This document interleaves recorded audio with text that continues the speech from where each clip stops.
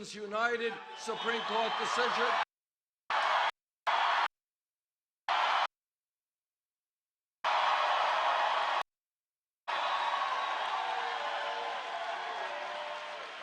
And that is why we are going to move to public funding of elections.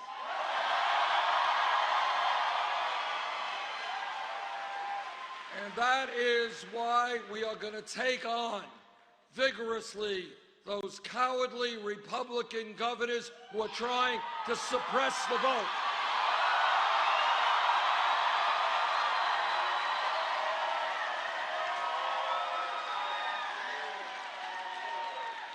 And I say to those cowardly Republican governors, if you are afraid of a free and fair election, get out of politics, get another job.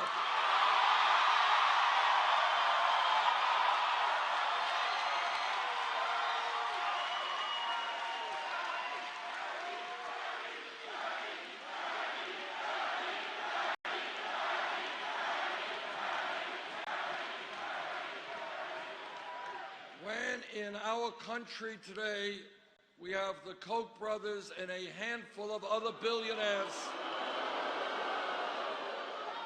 spending hundreds of millions of dollars to elect candidates who represent the wealthy and the powerful, that's not democracy, that is oligarchy.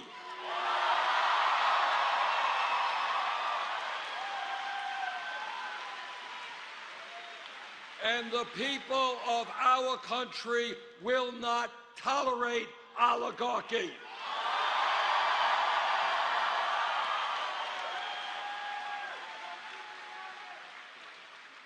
But it is not just a corrupt campaign finance system, it is a rigged economy, an economy in which we have today a grotesque level of income and wealth inequality, which is unsustainable and un-American.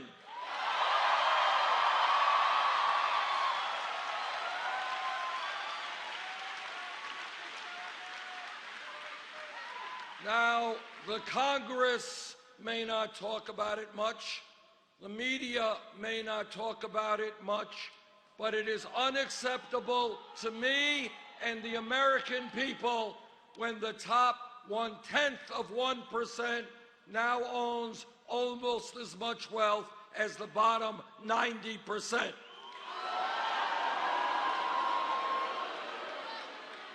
It is unacceptable to me that the wealthiest 20 people own more wealth than the bottom half of America, 150 million people.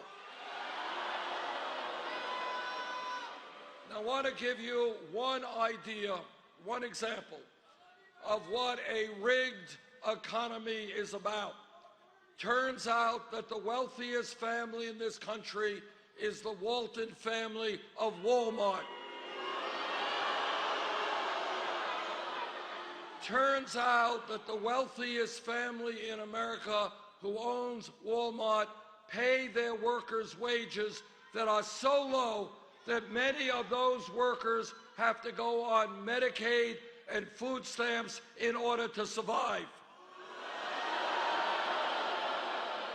And what a rigged economy is about is that the middle class taxpayer pays more in taxes to subsidize the employees of the wealthiest family in America. That's a rigged economy. So I say to the Walton family, the wealthiest family in America, get off of welfare, pay your workers a living wage.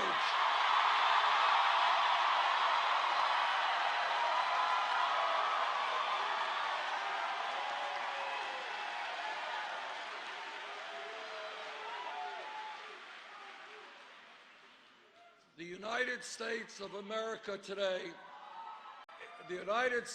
America today is the wealthiest country in the history of the world, but almost nobody knows that. And the reason for that is we have people working 2 or 3 jobs. Mom is working, dad is working, the kids are working, marriages are stressed out, parents don't have time to spend with their kids. And despite all of that, 58% of all new income generated goes to the top 1%. You know what we are going to do together? We're going to create an economy that works for all of us, not just the 1%.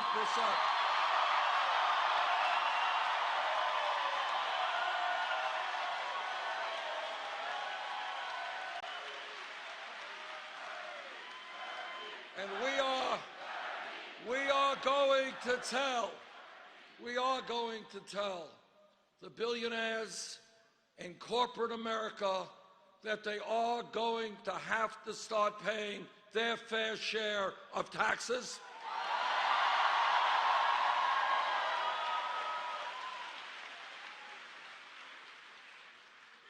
And when we talk about a rigged economy, we are going to end the absurdity of millions of our people working for $8–9 an hour because you can't make it on $8 or $9 an hour.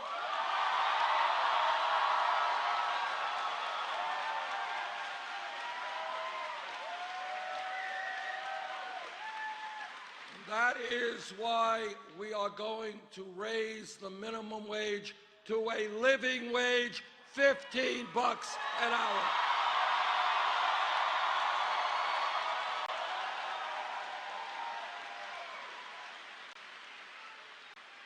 And when we talk about a rigged economy, we're going to end the absurdity of women making 79 cents on the dollar compared to men.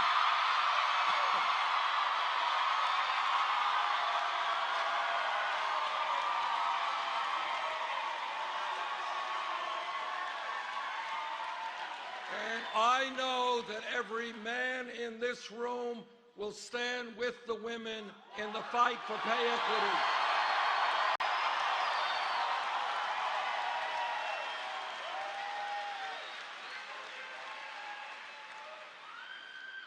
A few weeks ago, I was in Flint, Michigan.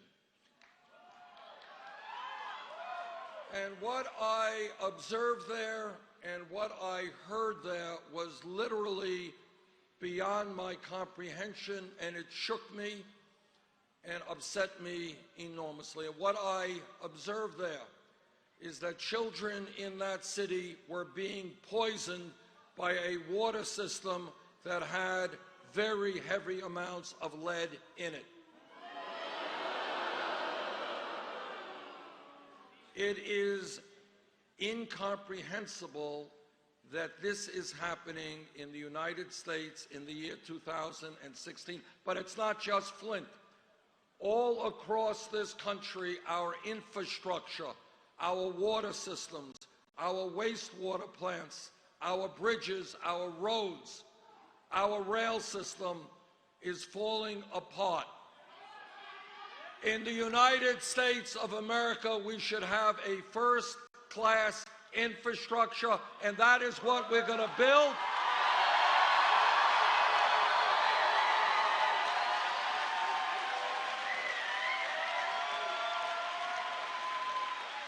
We're going to put $1 trillion into building our infrastructure, and when we do that, we create 13 million decent-paying jobs.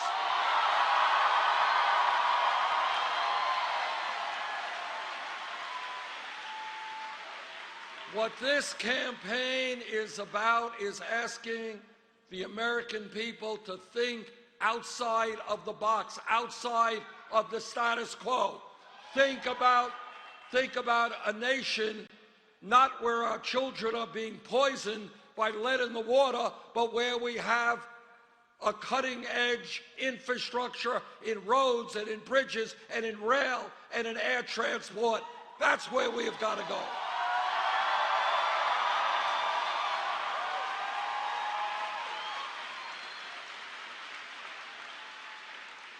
And this campaign, in terms of the rigged economy, is telling corporate America that we are going to end these disastrous trade policies which are destroying the middle class of this country.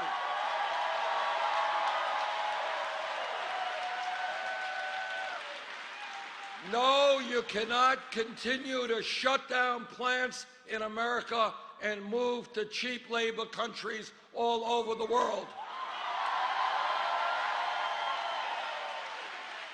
All of us want to help poor people throughout the world.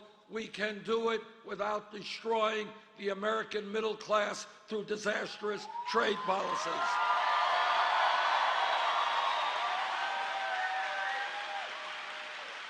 So I say to corporate America, you want us to buy your products, start manufacturing those products here in America, not in China.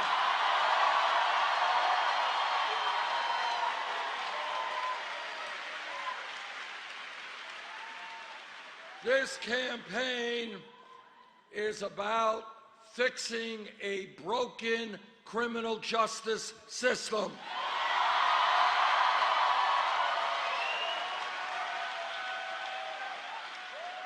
Once again, I ask you, think outside of the box, outside of the status quo.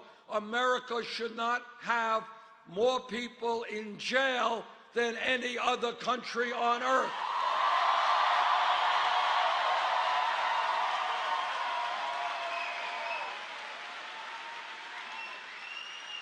We should not be spending $80 billion a year locking up 2.2 million Americans, disproportionately African American, Latino, and Native Americans.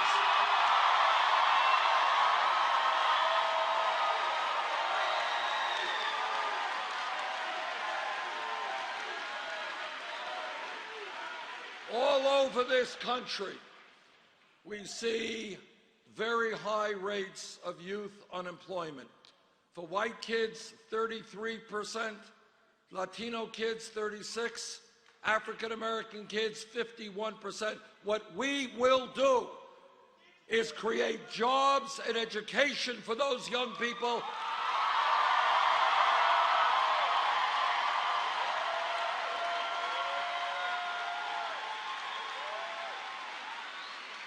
And not more jails and incarceration.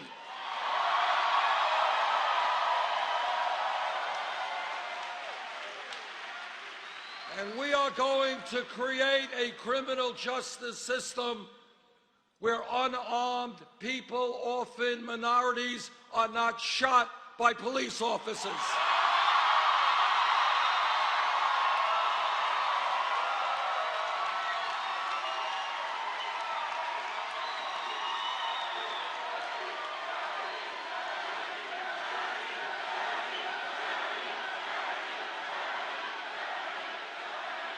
Now, I have worked with police departments all over my state of Vermont and all over this country. The vast majority of police officers are honest, hardworking, and they have a very difficult job.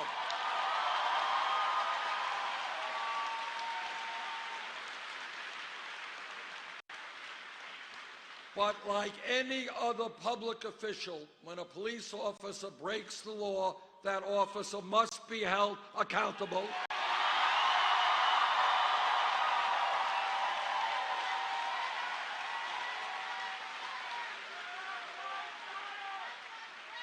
We need to end the militarization of police departments.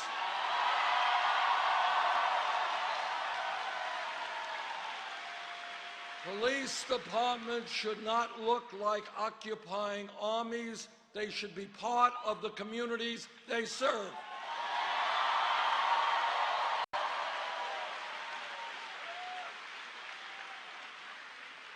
And we need to make police departments look like the diversity of the communities they serve.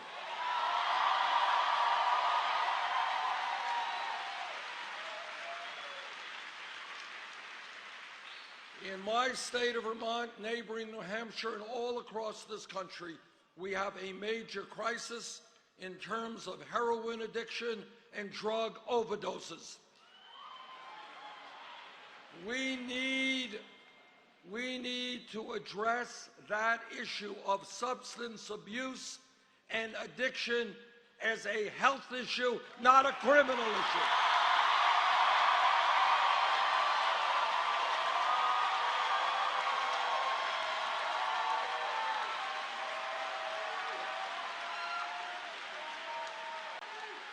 We need to rethink the so-called war on drugs.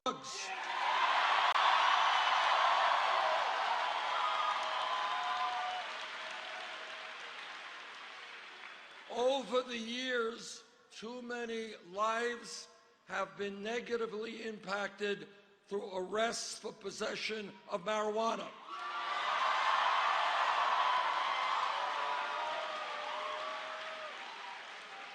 Right now, at the federal level, marijuana is considered a Schedule I drug under the Federal Controlled Substance Act, right alongside of heroin.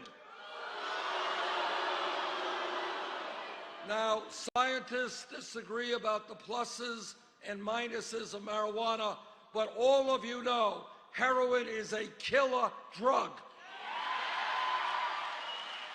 And that is why I have introduced legislation to take marijuana out of the Federal Controlled Substance Act.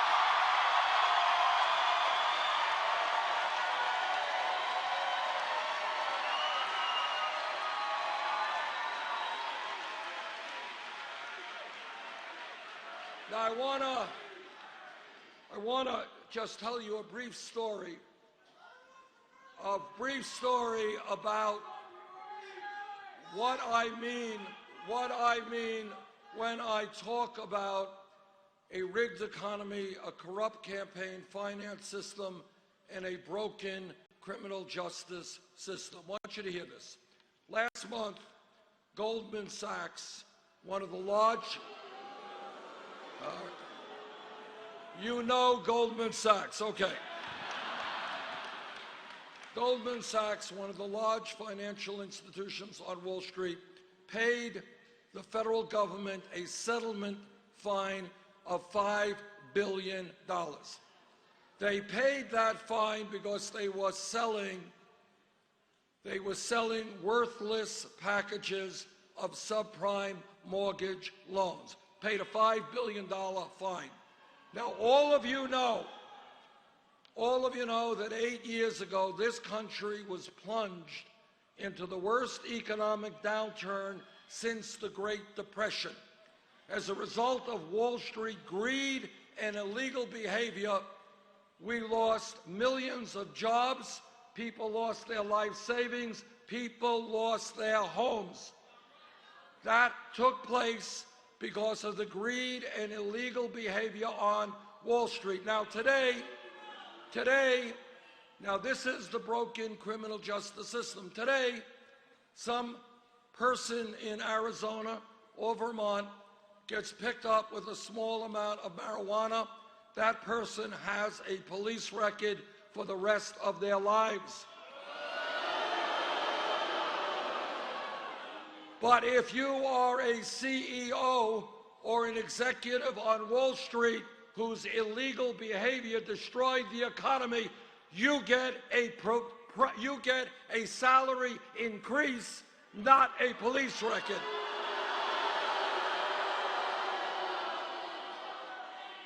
Now, what we have got to do, not going to be easy, but we will do it, is we are going to restore justice to a broken criminal justice system.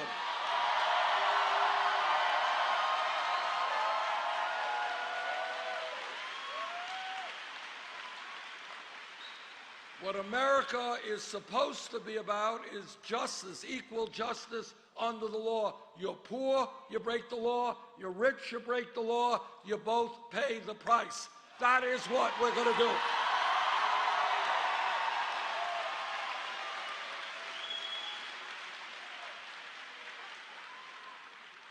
This campaign is doing well because we are listening to the American people and not just wealthy campaign contributors.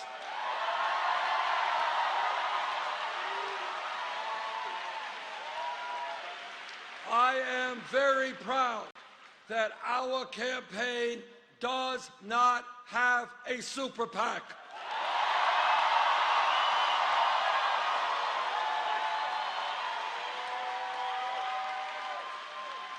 We have received over 5 million individual campaign contributions.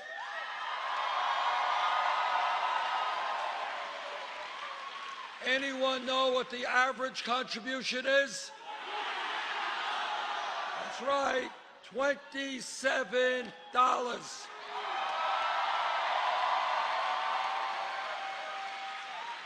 Now, my opponent raises money in a slightly different way. She has a super PAC which, among other special interests, has received $15 million from Wall Street. She has received money from the drug companies and the fossil fuel industry. She has given speeches on Wall Street for $225,000 a pop. Now, to my mind, if you're going to give a speech for $225,000, it must be a really great speech.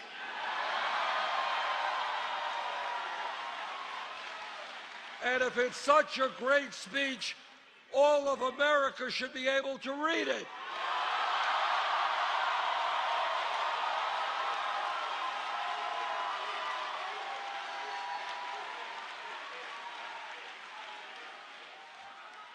Our campaign is listening to senior citizens and disabled veterans.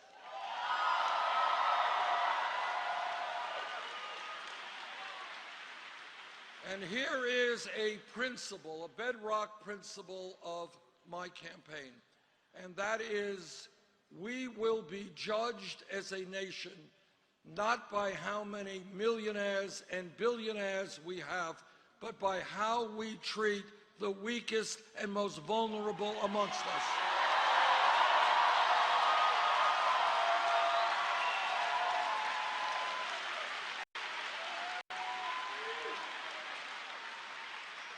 Now, while we have seen in recent years a proliferation of millionaires and billionaires, we have millions of seniors and disabled vets trying to make it on $11,000, $12,000 a year Social Security. And you know what? Nobody can make it on $11,000, $12,000 a year Social Security.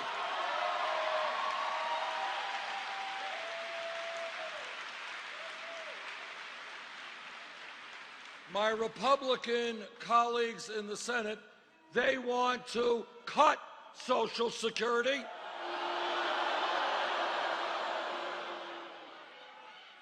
And they want to give huge tax breaks to billionaires. Well, I have some bad news for them. No, we are not going to cut Social Security. We're going to increase Social Security.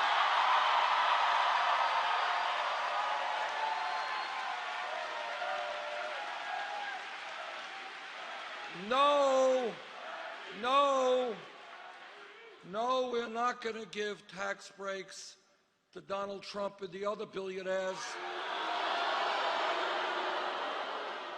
In fact, they're going to start paying their fair share of taxes.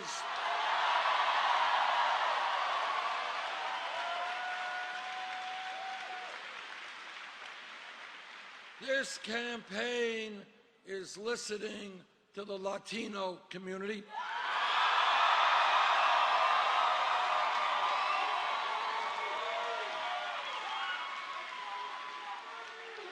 what the Latino community is telling me is they are tired of living in the shadows.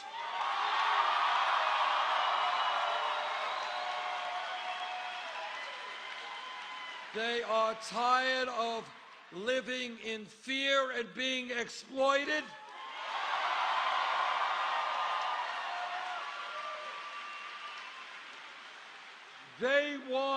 I want comprehensive immigration reform.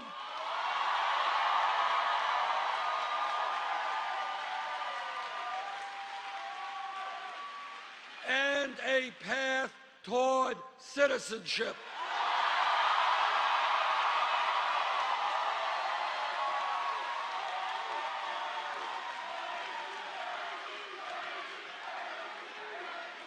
You know, my father came to this country at the age of 17 from Poland, so I know a little bit. I know a little bit about the immigrant experience. And let me just say this. We got 11 million undocumented people in this country. If the Congress does not do its job, I will use the executive powers of the presidency to do it for them.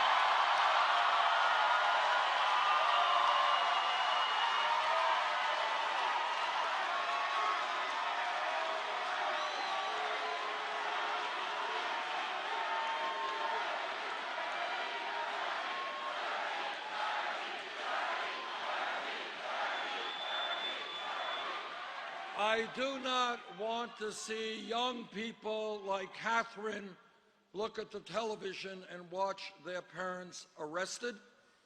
I do not want to see families broken up. The function of immigration reform is to unite families, not divide them.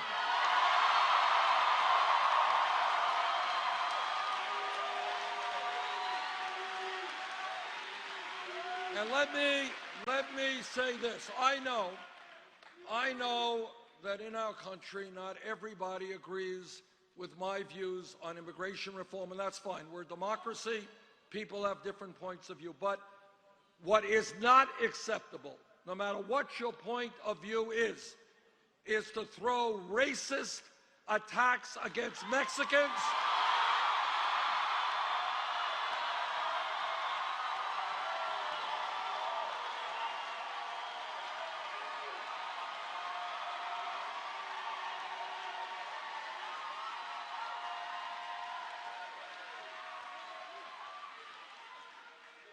the reason that Donald Trump will never be elected president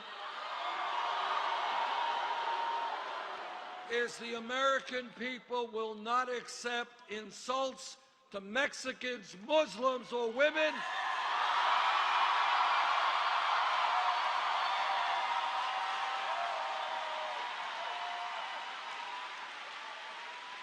The American people will not accept a president who insults our veterans,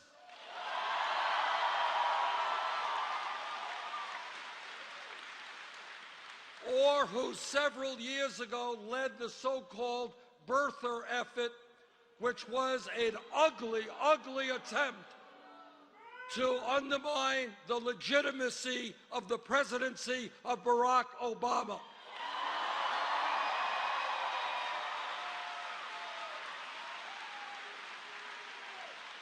Now, you can agree with the president, you can disagree, that's democracy, but don't tell me he is not the legitimate president of this country.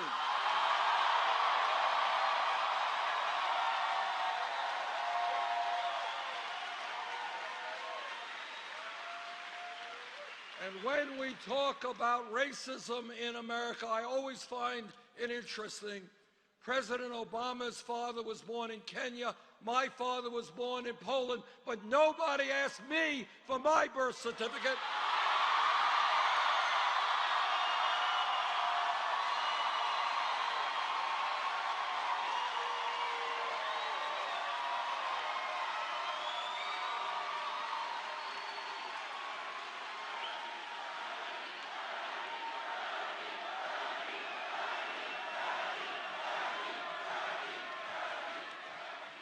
I kind of think maybe it has something to do with the fact that my skin color is a little bit different than the president's.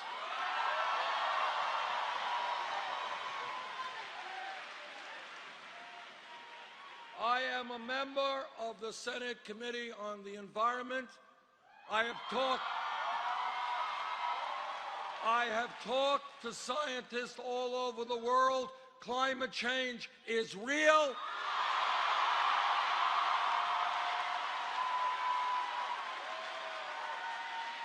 It is caused by human activity. And let me tell you what the scientists are telling us.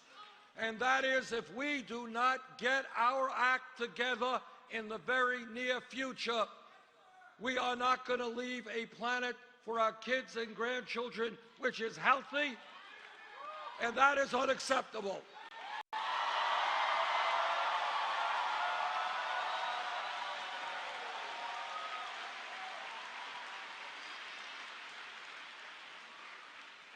It is literally beyond belief that we have a major political party, the Republican Party, which rejects science, refuses to acknowledge even the reality of climate change.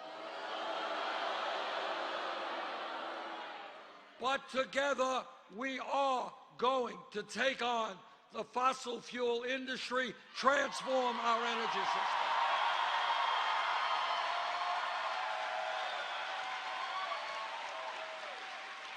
We can create millions of good-paying jobs by moving to energy efficiency and sustainable energy.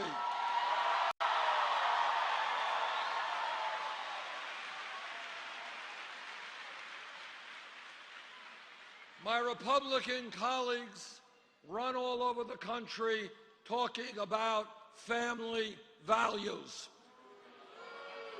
I want you to know what they mean by family values. What they mean is no woman in this room has the right to control her own body. I disagree. What they mean by family values is that our gay brothers and sisters do not have the right to marry. I disagree. Jane and I have been married for 27 years.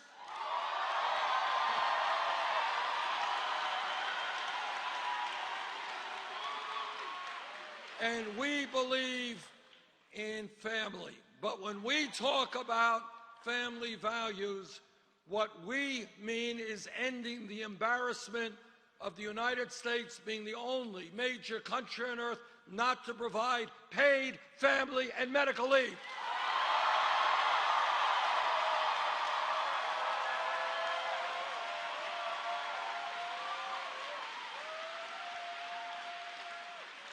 Today in America, a woman here in Arizona or in my state of Vermont is giving birth. And if that woman is a working class woman, a low-income woman, in all likelihood, she will have to go back to work in 1 week or 2 weeks, separating herself from her baby in order to earn income to take care of her family. No mother should have to be separated from her baby because she lacks necessary income.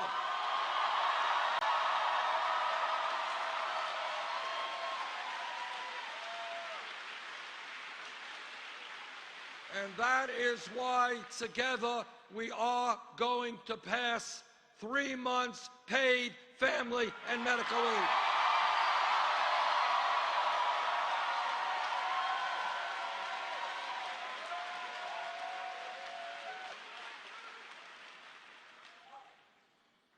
One of the important jobs of a President of the United States is to conduct sane, effective foreign policy.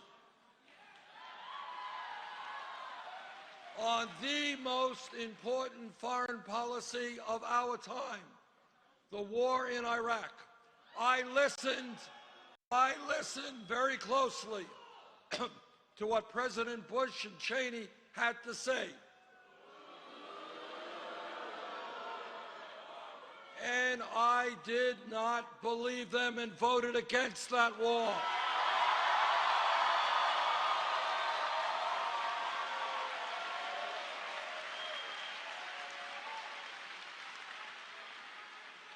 Unfortunately, Secretary Clinton voted for that wall when she was in the Senate. And let me make this pledge to you. Yes, we will destroy ISIS, but we will do it in a way that doesn't involve our men and women in the military involved in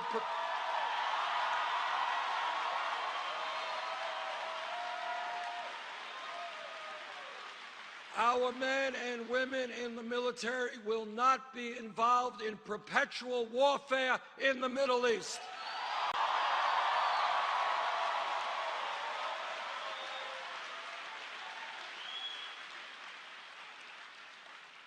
Now, I have been criticized for saying this, so let me say it again. I believe that human beings are entitled to certain inalienable rights.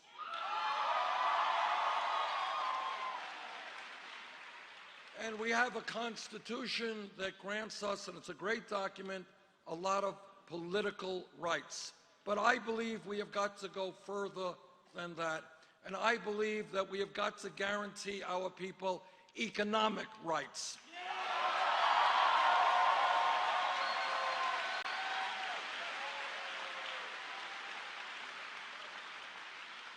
Because I remember the great leader, Dr. Martin Luther King, Jr.,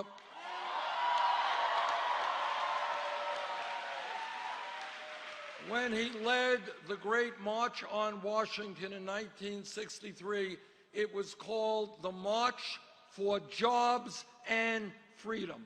Jobs and freedom. And when he died, you all remember when he died, when he was assassinated, it wasn't on a quote-unquote civil rights demonstration. He was standing up with exploited sanitation workers in Memphis, Tennessee.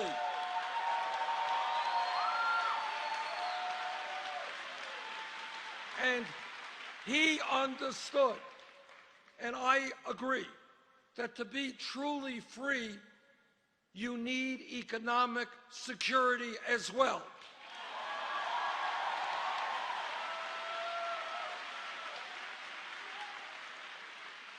Now, it turns out that every major country on earth, Germany, United Kingdom, France, Holland, Scandinavia, Canada, every major country guarantees health care to all of its people.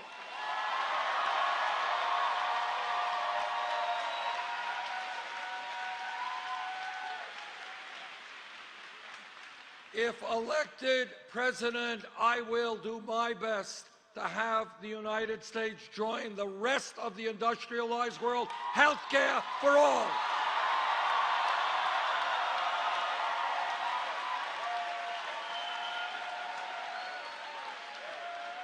Now, what this campaign is about, again, is thinking outside of the status quo. You do not have to accept the status quo. We can do better.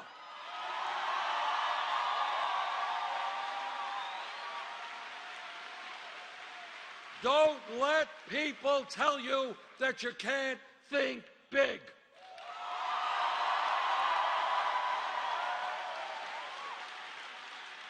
Now,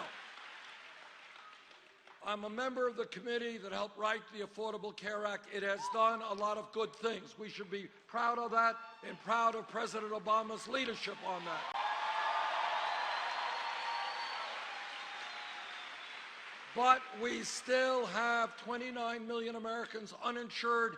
Many of you are underinsured with large co-payments and deductibles. And all of us are getting ripped off without mercy by the greed of the pharmaceutical industry.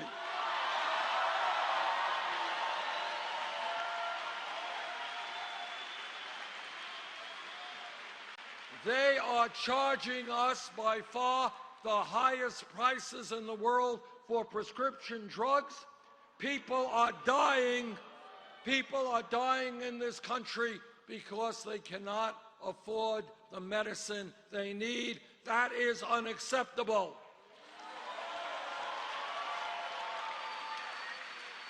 And after all of that,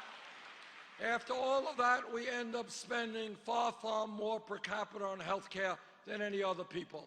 That is why together, we must fight to make sure that we pass a Medicare for all health care system.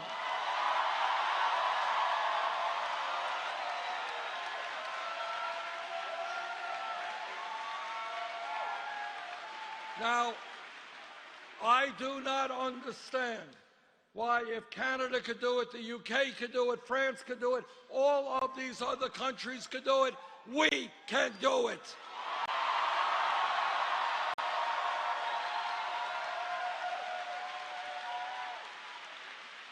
And I want to give you another example of where, as a nation, we have got to think outside of the box.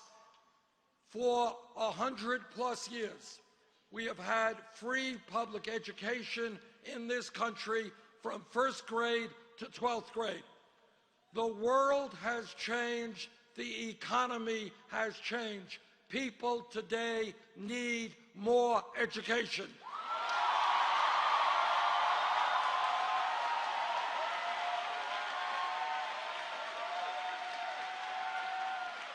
The simple truth is that today, in many respects, a college degree is the equivalent of what a high school degree was 50 years ago.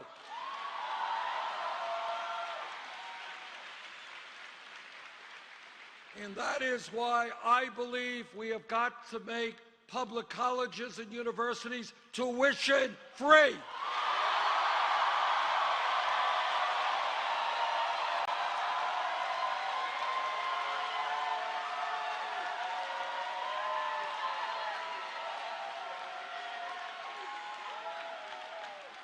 This is not a radical idea.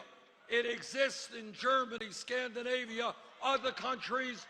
If they can do it, we can do it.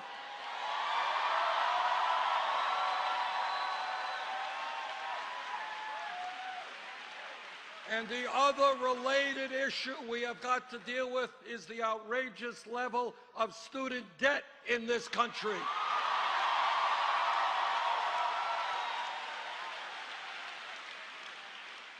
When you think about crazy, listen to this. We tell young people, you got to go out and get the best education you can for yourselves, for the country.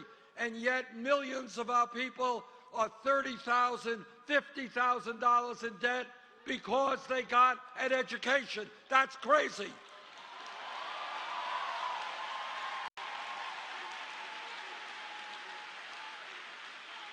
Now, I find it interesting that when Wall Street, with their greed and illegal behavior, crashed, Congress bailed them out.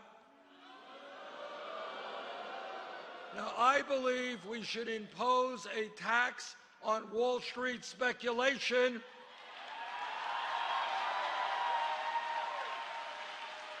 and use that revenue to make public colleges and universities tuition free.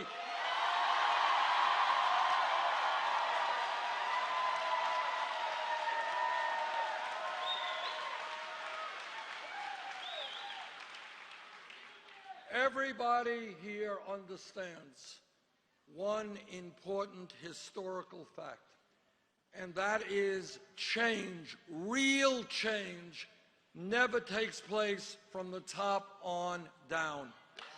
It always takes place from the grassroots on up.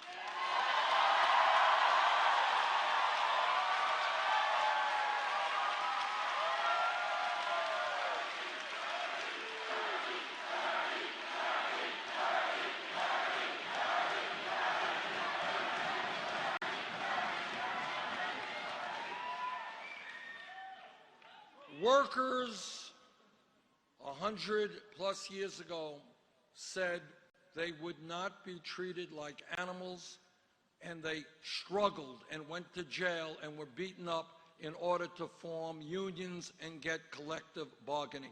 That's how we fight for workers' rights.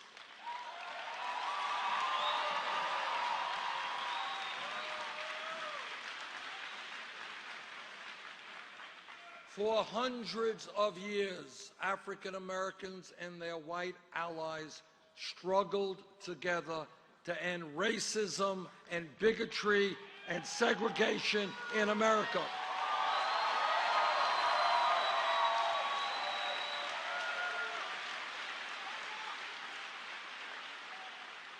Those changes did not take place from the top on down. It was blacks and whites standing together and saying, we will not accept racism in the United States of America.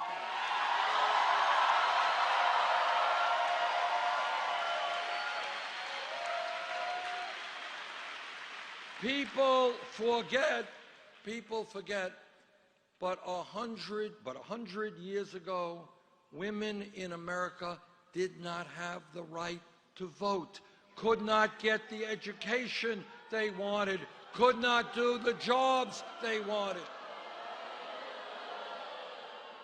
But what happened is that people looked around and they said, hey, in America, we will not accept women being treated as second-class citizens. It's going to change.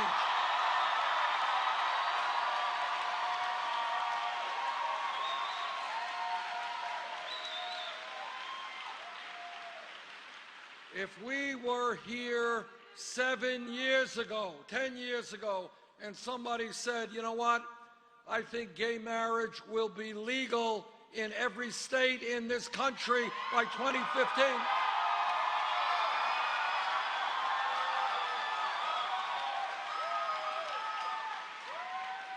Nobody would have believed it, but it happened, and it happened because the gay community and their straight allies said that in America, people have the right to love whoever they want.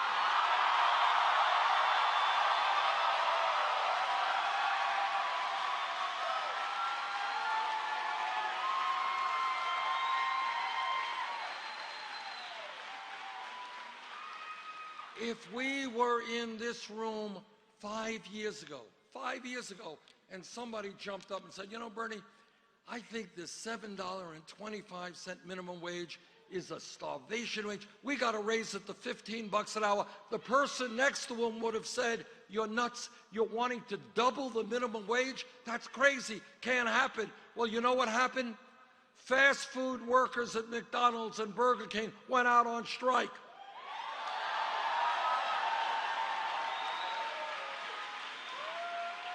They stood up and fought back, and then you know what happened? Seattle, $15 an hour.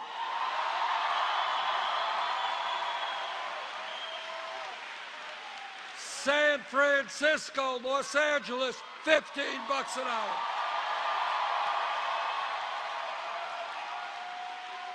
hour. Oregon, $15 an hour. And that $15 an hour movement is sweeping the country. But here is my point, the most important point. Do not settle for the status quo when the status quo is broken.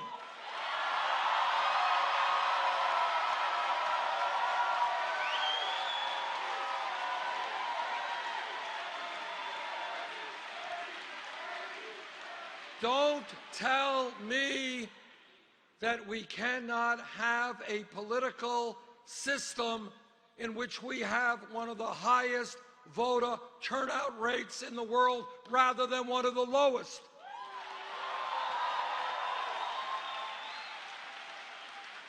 Don't tell me that we have to have the highest rate of childhood poverty in the industrialized world when we have a proliferation of millionaires and billionaires. We can change that.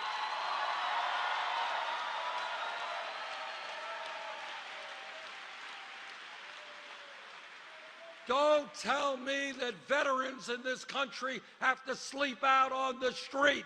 We can change that.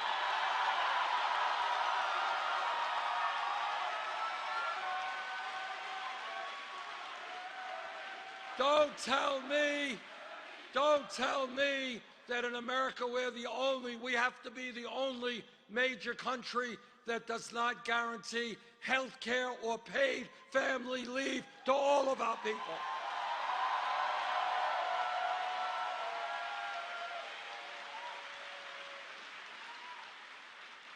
We can make real change. But we don't make change if they divide us up.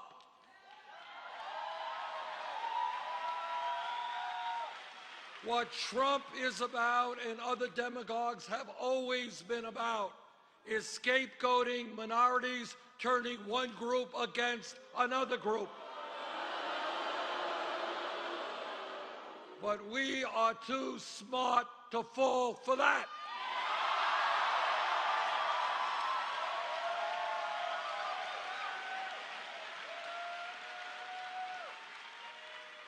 So if we stand together as black and white and Latino and Asian American and Native American, if we stand together as gay and straight men and women,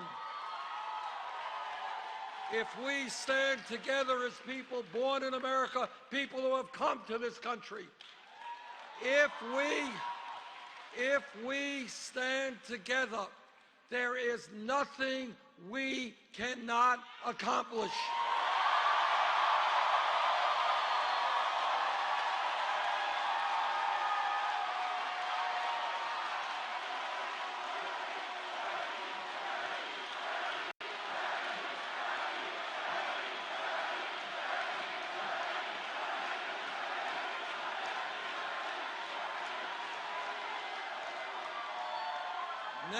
Next week, Arizona has a very important election.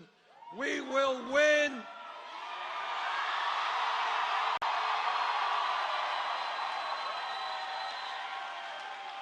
We will win if the voter turnout is high. Let's make it high. Thank you all very much.